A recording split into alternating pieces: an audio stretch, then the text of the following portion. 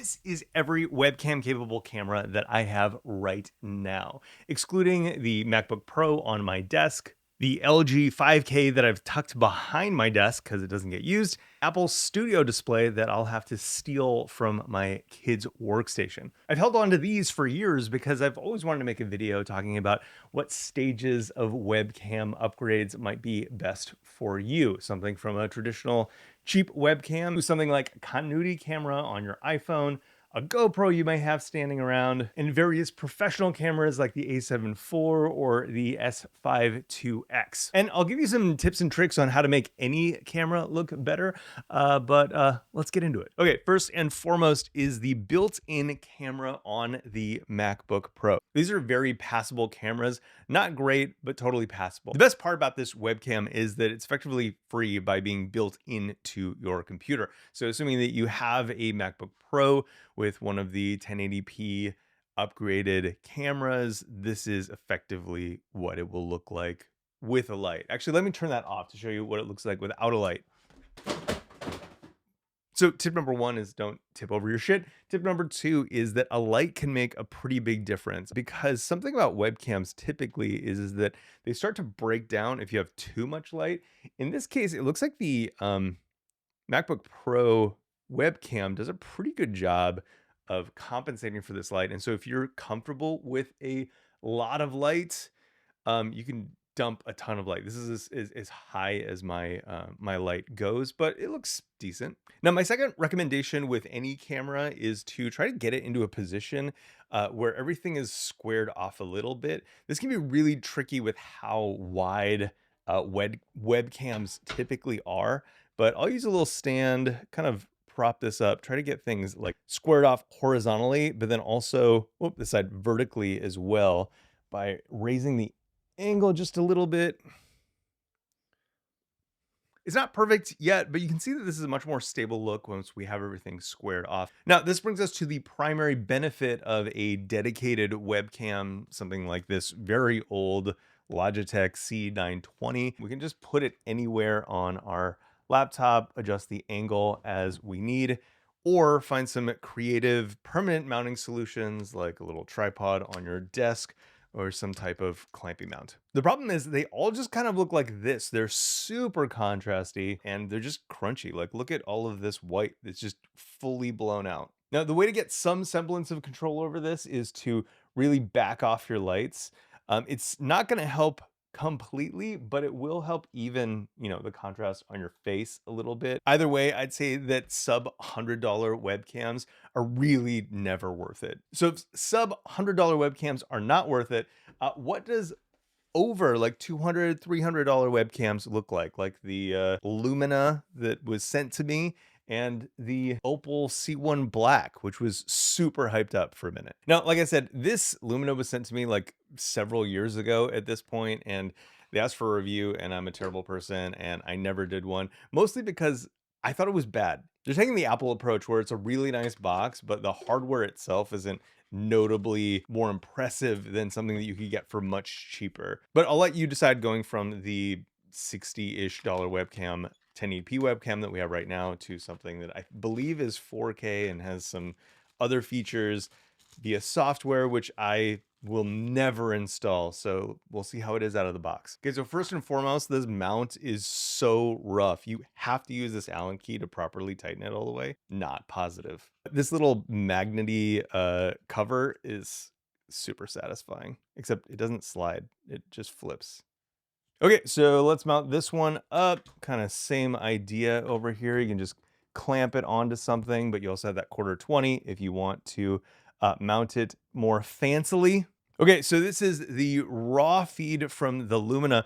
You'll notice that this thing is crazy, crazy, crazy wide. Now, my understanding is that a lot of these cameras are actually super wide in the raw feed because they'll have in software some kind of AI thing to track your face as you move around. But it means that you have to use their software. And I hate that. I hate anything that is like software controlled, because most of the time they end up charging you a subscription. So it doesn't really feel like your hardware. Now, in addition to being wide, you'll notice these like this massive like barrel distortion on any of the lines around here. That makes it exceptionally hard to get like a really kind of squared off image, but the highlights are a little bit more under control by default. Let's see if we can change those. So we're gonna do that thing with my light. I'm gonna take it all the way to the top. All the highlights on my face really do like break down here. So not great. And then it's gonna look kind of slow motion when I take out too much light. So I don't know, this is about the best you can get out of the box with one of these. Given how much they cost, I can't imagine spending this much money on something, not using the software out of principle and getting this result. Fuck these little guys. Okay, so can the Opal C1 Black do any better? These were super hyped for a while. Again, very kind of Apple designed box to try to get a lot more money from you.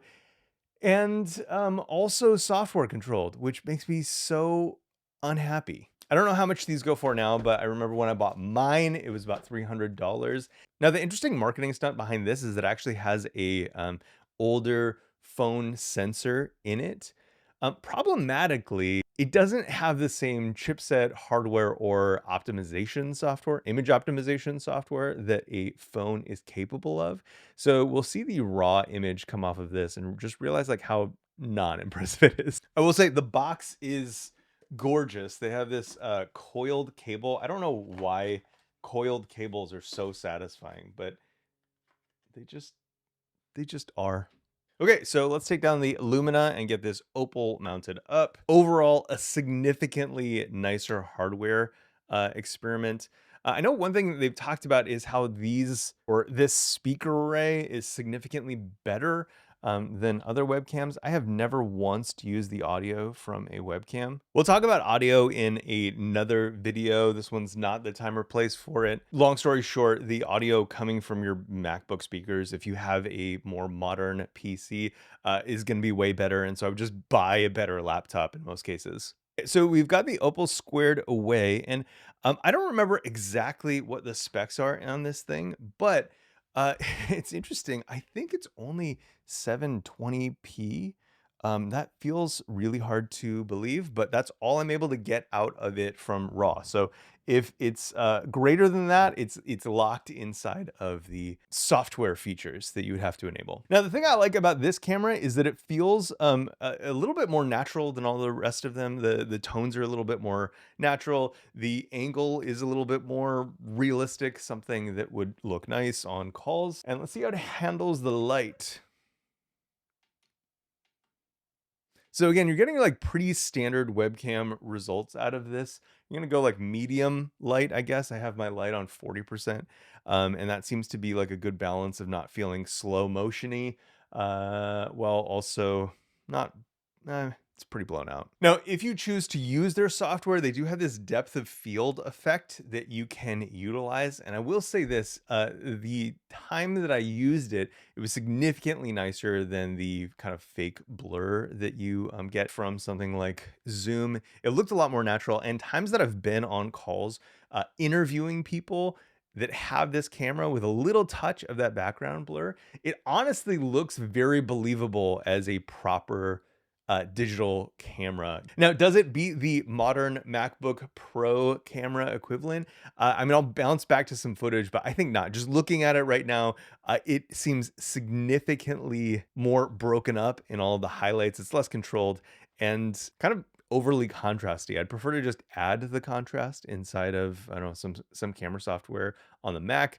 than have to try to compensate for like an over popped look that you get by default. So overall, my opinion of these types of webcams is that you're effectively buying a box. In this case, some nicer materials and whatnot, but the image is not demonstrably better than what you're going to get from a nicer modern MacBook. Now, you may not want to faff around with your laptop being in a certain orientation. So let's look at two webcams that come with monitors that I've actually really liked and I think have passable results. Now, one of the nice things about selecting a monitor with a decent webcam built into it is that you don't have to set up your frame every time you want to look nice on camera. You just place it and you're ready to go. You also get the benefit of improved ergonomics because if I set this to, where my eye level is largely at the top of the screen, I get a pretty decent squared off image. I even used it for some React holiday videos in the past. I think it's super usable. And honestly, anytime I've seen someone join a call from this camera, it just looks right. Like it just looks pretty good. It looks natural. Highlights are decently controlled. My skin looks fairly natural. Like it's pretty good. I don't remember how, yeah, we can bump this up, kind of get a little bit more separation from the background. My skin does start to break up a little bit. So, medium light is like pretty perfect for one of these. Yeah, if we add a little bit more light, let's max this light out. Um, yeah, it does a decent job of auto correcting. I mean, my skin definitely like breaks up a little bit, but the highlights are pretty well under control. If we go all the way, to a pretty low light, doesn't look great. No light at all, it's starting to look pretty bad. So again, light is really going to help you with any camera that you have, more so than getting a slightly better camera. So big fan of the LG 5K camera. I think that this thing it really swings above its weight if you're going to spend money on a used monitor anyway. Okay, let's swap out this one for the Apple Studio display. So we got this one set up, similar situation to the LG. Any monitor that you have with a webcam is going to benefit from the ergonomics of just being set up when you need it, ready to go. Now, this is quite a bit flatter than the LG. Like I said, I just love that LG webcam. It's one of my favorites, but it does pretty well. Let's bump the light all the way up to 100%. Looks like its highlights are pretty decently controlled. It's less contrasty, more kind of washed out, but I think largely it looks fine. If you were picking a monitor based on webcam, I would definitely get the LG 5K, way nicer, but this is largely a nicer monitor. Okay, so we've gone through kind of accessory webcams and the webcams that are built into your devices. And I think that brings us to kind of higher end cameras, which is really exciting.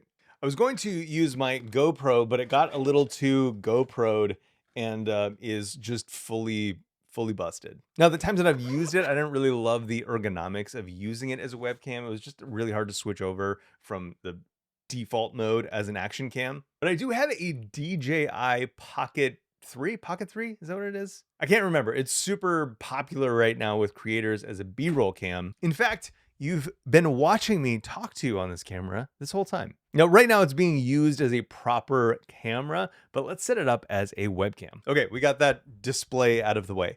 Now, one of the things that people love so much about the DJI Pocket 3, I don't know, is that it's so versatile. It can go anywhere. It's very small. It has a gimbal. It can shoot high bit rate, log, and it has a pretty large sensor. So the fact that it can be used like this on a tripod or mounted permanently gives you that benefit that you got from the built-in display, but also you're getting a camera that's capable of shooting really nice footage, all in a super small package. So let's take this and mount it up where we would have our webcam. So to use this camera as a webcam, we'll get prompted to use it as an accessory, which we'll allow. Now we get that webcam option and it's gonna default into that webcam. The cool thing about this is that I had this shooting on log and now it's kind of got that natural Rec 709 contrast by default. Let's switch it up. Okay, so we're starting to get a pretty nice result. It's not falling apart in any of the highlights anywhere. Let's see, it'll be responsive, I think, pretty well to more light and less light.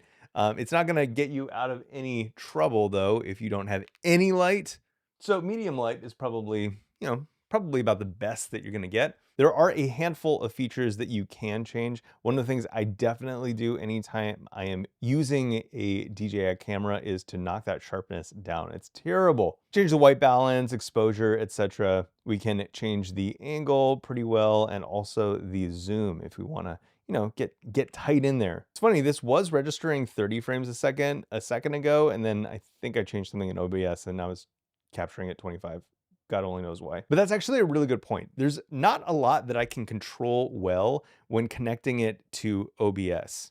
Look at how weird these settings get. So if I change this to Osmo Pocket 3, I get this weird vertical image for some reason. And I can extend that to the edges and place it, but I don't know exactly what kind of resolution I'm getting out of this. I think it's only delivering in 1080p, so is that the whole vertical resolution? If so, that would suck. And if I switch back to my phone real quick, we'll see that I'm still getting 25 frames per second, which is, I want to be able to control that, make it 30.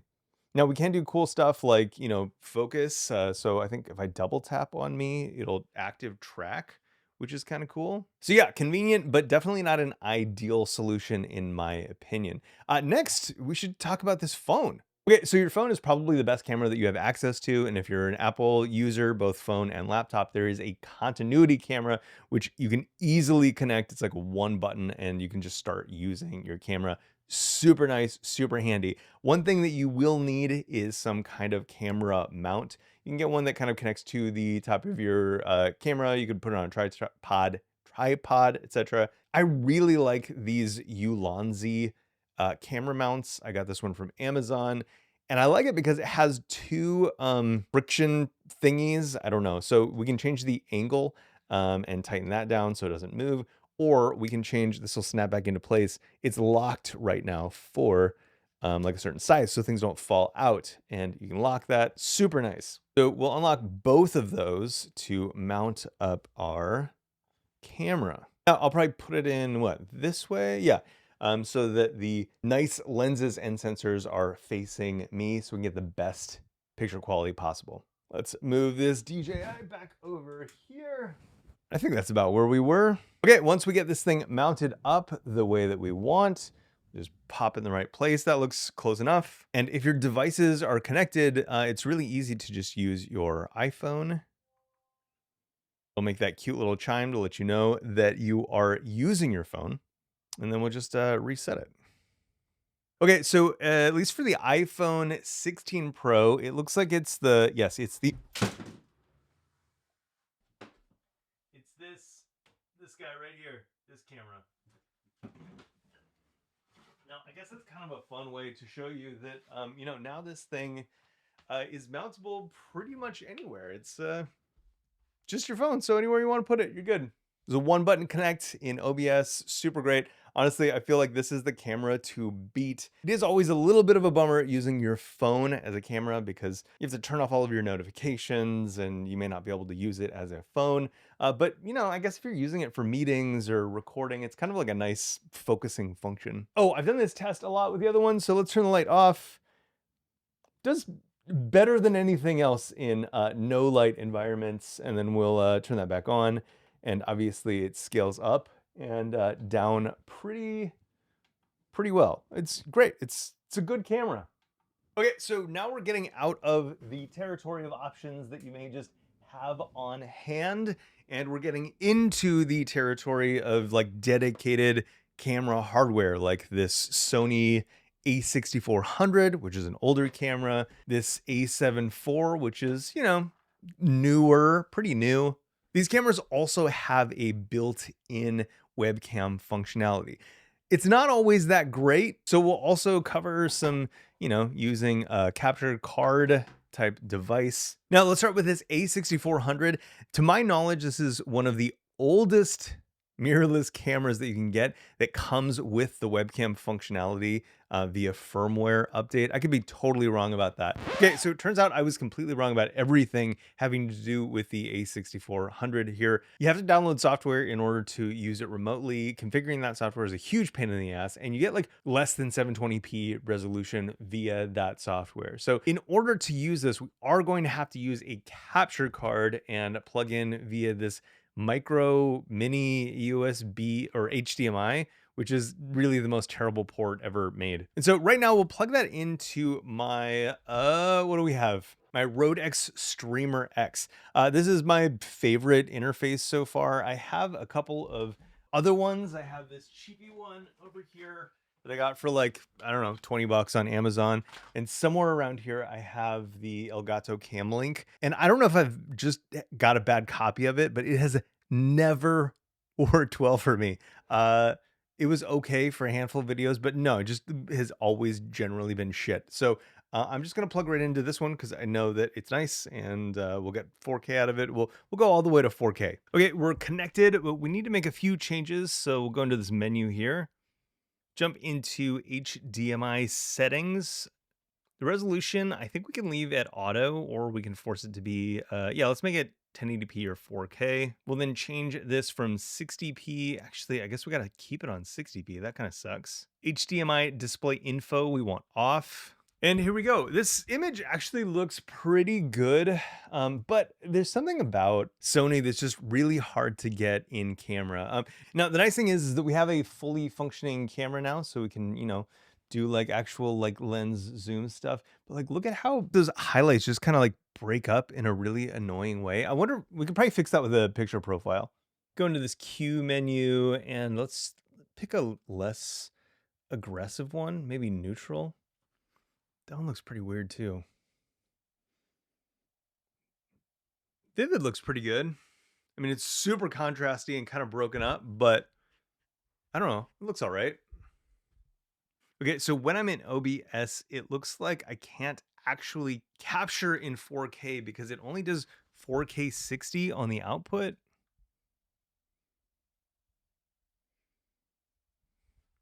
Light looks nice. Light looks pretty good. So yeah, because it only goes 60p, and I think that I'm not able to change that to like 30p, which just really sucks. I can't get the 4K output even though I have a 4K capture device, which sucks. So yeah, are older cameras worth it? I think possibly, but there's a lot of like just faffing around with the settings that you have to do and software or hardware, which really sucks. I totally forgot this is kind of the reason that I stopped wanting to use this camera is there were so many rough edges. Even things as simple as like I couldn't send 1080p down because the internal encoding was like really bad. And so I'd have to send it as 4K, which wasn't fully supported on some of my capture devices. It was just this was before things got really nice. So let's move on to the A7 IV, which has some features that a lot of the newer cameras have where you can just plug directly into it and use it as a webcam. Now, even though this is a multi-$1,000 rig, there are newer Sony cameras in that kind of sub-$1,000 department that have this same type of webcam feature built in now. But can you get away with an older camera? You can. It's just it's a big to do. And this just doesn't look demonstrably better than the iPhone, given how much more complicated it is to set up. Okay, so A7 IV, let's talk about this guy. I think it came out around 3 or 4 years ago. I think I got it around 3 years ago when it was pretty new. And one of my favorite things about this is it's a great photo camera, which is nice. It is full frame, so it supports all of their lenses across the board. And for their crop factor lenses, they're smaller lenses.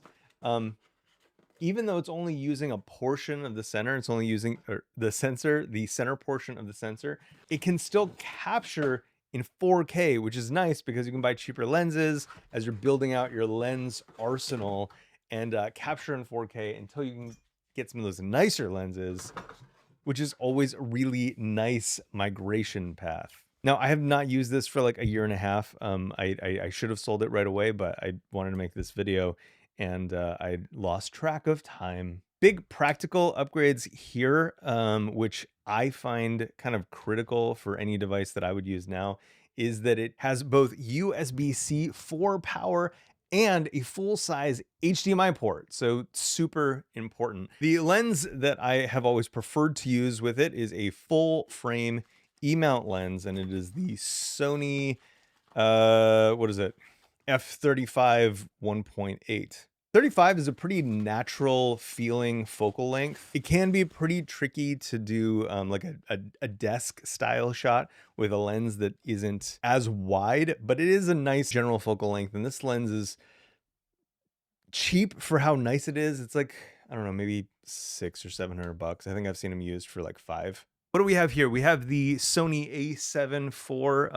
It's all like set up in default. This is what it looks like. I have just one USB-C cable connected into the camera, into my MacBook. It's getting power through that. It's sending 1080p 30 through that. It's awesome. But more awesome is that I get to use this 35mm 1.8, which is a fabulous, fabulous content lens. You can see how sharp it is, but then also like just how like delightfully blurred out all of the background is. But I have one kind of ongoing issue with Sony, which is just their default color. Now, I know you can do anything with color if you're serious enough, and I'm just lazy. I want things to look good out of the camera. I want to record right into OBS, super easy, and have it look decent. And Sony does not do like favors for like my skin color. It doesn't look natural. It looks very yellowy, orange, even more so than it usually is. And Sony don't give you options in the A7 IV series of cameras, at least, to load custom picture profiles and LUTs, etc. They do in their cinema cameras, which are significantly more expensive and require that you have full frame lenses to capture 4K. These are all things that eventually led me to decide on Lumix, which is at the beginning and end of this video, my current setup. As I'm looking at this, there is something just kind of like very pleasant about these Sony images, and I do wish that the colors were a little bit more fitting for me, but they weren't. All right, finally back to good old faithful, my Lumix S5 II. You know, something that occurred to me is that one of the reasons that I had gone with Sony for so long is because for the longest time they were the only people who had like suitable autofocus, and so things like color, faffing around with settings, having to get extra hardware, it was all beneficial because they had great autofocus, and that's super important when you're sitting at a desk doing all this stuff by yourself. And now pretty much everyone has great autofocus, which really opens up your options. So if you really like photography and some classic rendering lenses, you can go that Fuji route and do all the same webcam stuff that we've been talking about here with them. Nikon does the same, Canon, obviously Lumix is my preferred given how many options they have for video recording and custom LUTs and all that kind of stuff, which maybe we'll get. Let me know if you want me to talk about more about that stuff now that I have this Lumix. So yeah, that's it. My goal for January is just to kind of free up some space, both mentally and physically, with all of these boxes, just getting rid of stuff that no longer serves me now that I have stuff that I really like. It's dark now, and this has been a completely chaotic video, but I do hope that you got something out of it. So that's it. You're awesome. Get out of here, figure out your own video setup that works for you. I hope that this helps in figuring that out for yourself. And that's it. Fantastic. See you there. Bye.